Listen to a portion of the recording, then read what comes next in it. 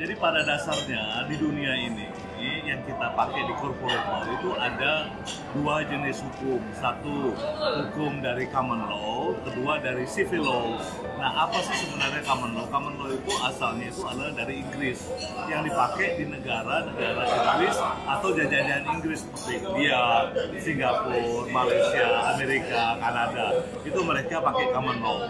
Nah, di luar common law itu adalah yang disebut dengan civil code, itu berdasarkan hukum sivil itu yang diintroduce atau dikeluarkan oleh Napoleon pada zaman dulu. Nah, itu kebanyakan dipakai oleh negara-negara di Eropa, kecuali Inggris dan Ireland, Irlandia, dan banyak negara-negara Asia dan termasuk di bagian Amerika Selatan. Seperti yang kita tahu bahwa Amerika Selatan itu kebanyakan adalah jajahan Spanyol. Nah, jadi ada perbedaan antara common law sama civil law.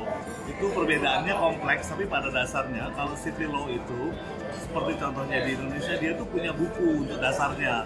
Jadi kalau misalkan KUHP, kitab undang-undang hukum perdata atau pidana, nanti dia akan lihat, hakim itu akan menentukan, oh karena berdasarkan buku ini, you melakukan kesalahan ini, maka hukumnya atau penjara sekian tahun atau gimana. Nah, kalau common law nggak ada bukunya. Common law itu berdasarkan hukum yang terhimpun, terbuat dari sekian ratus tahun yang lalu yang diinterpretasikan dan oleh hukum secara konsisten oleh court ya, oleh pengadilan.